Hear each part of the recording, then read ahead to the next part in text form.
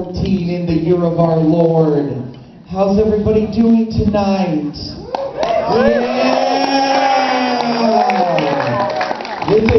This is the kickoff to this what I'm calling the Portland Retro Gaming Expo 2014 Auditorium B Performance Sextravaganza patent pending. We'll get to that. We'll get to that.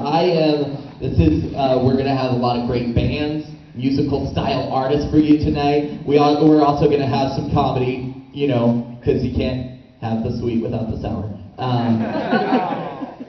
My name is Stephen Wilbur. I'll be taking what they call in the comedy biz tonight as the bullet. Taking the bullet, or as we might say here, the bullet bill. All right. Oh, I hope I don't bomb on stage tonight. Oh, yeah. A little bit of a caveat. We are stand-up comedians, and I see that there are some children here, about 23 and below here, and some words are going to be probably said. You're going to hear some things like boop and booby fart. You might hear dingly. Ask your parents. Dingly, ding dong, and like all the erotic variants of those words. You will hear theories on where babies came from. I can't stress enough that they are theories, because we all know that it's still a great mystery. Yeah. Speaking of babies, a little bit about myself. Growing up, apparently I was quite the naughty baby, I've been told. Apparently my first words were, "Oh, I'm a bad baby! I'm gonna need a spanking! Hope the big strong daddy doesn't hurt the bad baby." It's a bad baby. Naughty baby. I am 31 now. I just turned 31. Don't like it. Don't like it. The dirty fun, the squirty one. Don't like it. Because it means that my pubes are old enough to vote now. I can hardly trust them with not getting on the toilet seat. How am I going to trust them with a school levy? My friend told me, 31's not so bad. You're only as old as you feel, Stephen. You're only as old as you feel. In which case, I have existed on this wretched plane before time was time, and will continue to walk this dead earth long after it is stained with the scorched blood of mortals. And don't let this baby face fool you. I work in an office. Some of you might be saying, "Stephen, are you sure you're not confusing your life with that of the hit television sitcom The Office?" No, I also work in an office. Jesus. But, not unlike the television program, my office is nuts to the butts full of wacky characters. A bunch of wacky goofballs. For example, there's our receptionist, Brooke, who we call Babbling Brooke, because she's always spouting off the cheesiest sayings. "I only eat chocolate on days that end in Y." Or, "Never drive faster than your guardian angel can fly." "If you look at the tape, you could clearly see the explosion start from the base of the tower."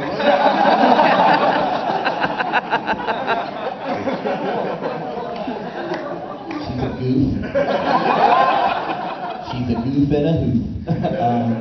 There's a fellow there who, full disclosure, he goes by Asian Mike.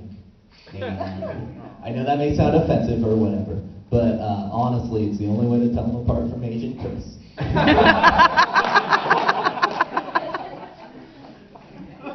There's Wayne in IT, who, I swear to God, cannot finish a sentence without inserting some dated pop culture He's like the O.J. Simpson of dated references.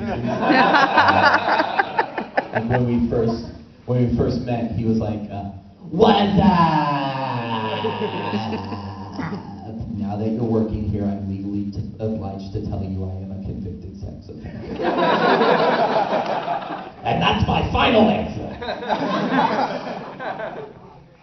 There's Belinda in accounting, who we started calling Third Eye Belinda. Because I wish she would step back from that ledge, my friend. Gonna miss her. As for me, as for old numero this guy, everybody just calls me Frasier. Because I'm always eating tossed salads and scrambled eggs. I'm just kidding. It's because no one likes me as much as they say they do.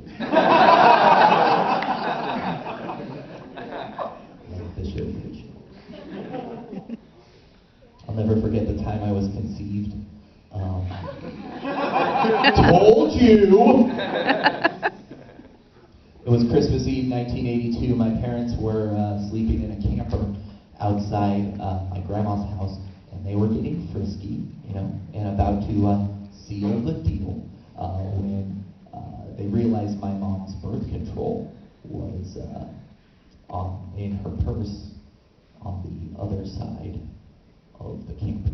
And neither of them wanted to get out of the warm bed to get the birth control. And 9 months and 4 days later, out I came. That story is boring with a capital snoring. Are you kidding me? You're going to tell a kid that and make him feel proud of his heritage? It had no passion. It had no romance. It had no gagabagoosh. It had nothing. I'll have you know, when I tell my child the story of their conception, it's going to be so epic, you may just read in the papers about a grade school boner epidemic. Because he's going to want to tell his friends this every day. Sit down, champ. Scamp. Scampy champ. P-Pop's going to tell you about the sensual machinations that brought you into this world. 'Twas a husky autumn morn. We were driving down a windy coastal highway in a blood-stained PT Cruiser I recently picked up at a police auction. Your mom, well, you've seen her. Foxy brunette with curves in all the right places and nipples in none of the wrong ones. Me, I was chiseled and strapping like a relevant Brandon Routh.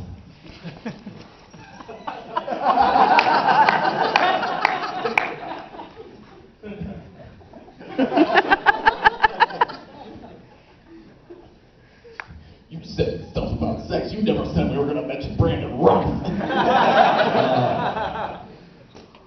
We were on our way to play gravity tennis with President Maroon 5, because this story takes place in the future. When the goddess Aphrodite must have pricked our loins with her katana blades as they ignited with quite hot lust. We pulled over to this sun-kissed meadow. I carried your mother out to the center of it because I'm way strong and do things like that. Right there, under the eyes of God, the wilderness, and a couple dozen surveillance drones, we slowly peeled each other's clothes off like we were two bananas. And then desperately wanted to get it on. And right then and there, with the sun illuminating every corner of our naked bodies, and neighboring birds chirping, not a dead-on, but a pretty close rendition of Led Zeppelin's All My Love. How do I put this eloquently? I signed your mom's uterus with my dude pen.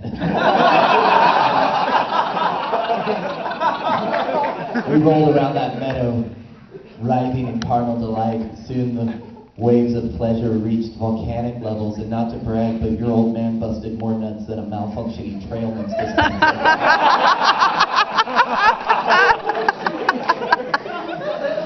We lay there, panting, sweat beating on our top skin like maggots on a wolf carcass. Just then a neighboring doe approached us with a basket of honey apples in her mouth as a gift to replenish our spent bodies. for another round of passionate love-making. About a year or so later, we adopted you. Yeah,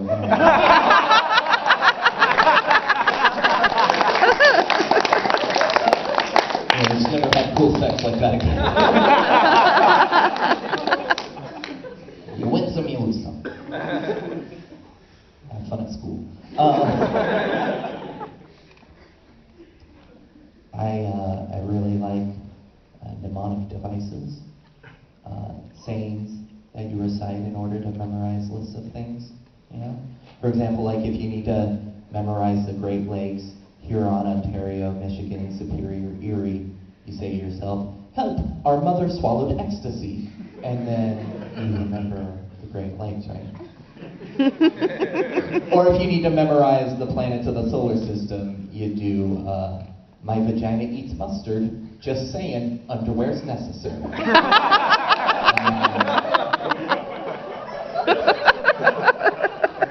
Or if you're like old-fashioned about it, "My vagina eats mustard, just saying, underwear's necessary, Paul." But they don't teach that in schools anymore. Or if you need to memorize the U.S. presidents, right? You say, "Winter, a jealous monster, morning autumn, jugular veins, half-tempo pulsing, trees frozen, pine brittle, leaves jitter, greedily hushing absolutions caress, hearts cracking, magpies reclusive, time's whore, hissing, chomping, hatred's rhetoric tested, eternity kissing, Jezebel nature's frigid cheek, resting blue, cold blood, Obama."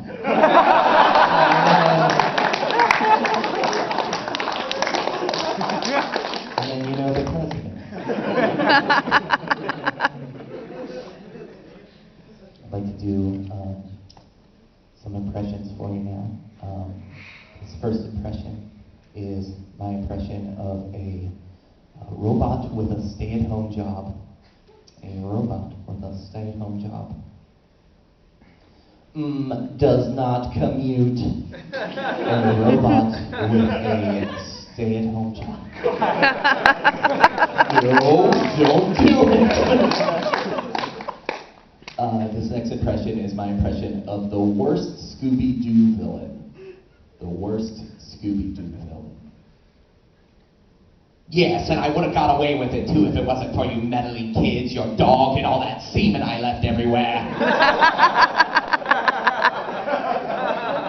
The worst Scooby-Doo villain.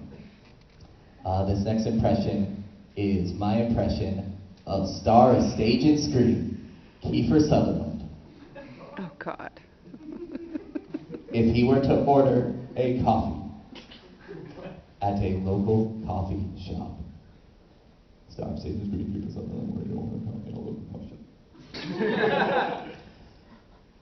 Hi, let's see, can I get, what looks good, what looks good? Kiefer Sutherland, what looks good to me? Kiefer, I'll get a 16-ounce triple shot caramel macchiato. And it's Kiefer, yeah, thank you. Thank you. Oh, hi. Yeah, no, you got me. I'm Star Stage and Screen, Kiefer Sutherland, yeah. Arthur? Hi, Kiefer.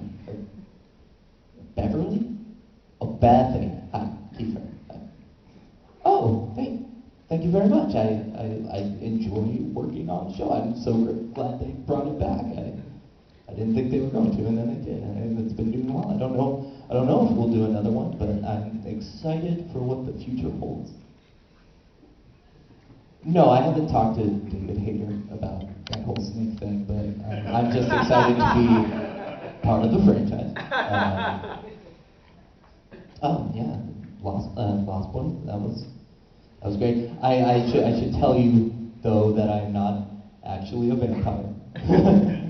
I'm sorry. I get a lot of people come up to me and say, "Oh, yeah, I'm not." Stand by Me, yeah, that was a good one. A lot of River Phoenix, yeah, he was a dream to work with, such a talented actor. I'm so sorry that we lost him. No, I've never met Joaquin. I don't know much about him. It's kind of weird, but yeah, I'll give you an autograph. You wanna? Do you have a pen? You medicate yourself in a coffee shop. You don't have. I'm just kidding. I got a pen. What do you want? Okay, yeah. To Arthur, jam it. Where is the bomb? Love the keister. Well, it was great meeting you, Arthur and Bethany. I'm gonna go get my coffee now. Thank you. Oh God. Oh God, what day is it? Oh no, I didn't calculate for leap year. Oh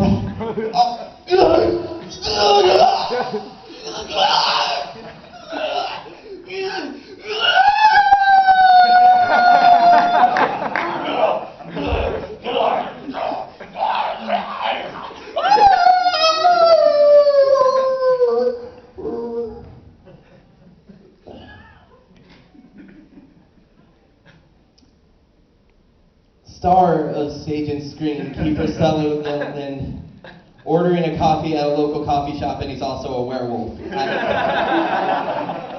Oh, fuck that up. Okay. No, I'll do it again. It'll be better. Hey, can I get what is Keith? No, stupid. Okay. Folks, that has been my time. I've been Steven Wilder. I'm going to go ahead and bring up your next comedian for the night. Very dear friend of mine, very dear neighbor in heart and location. He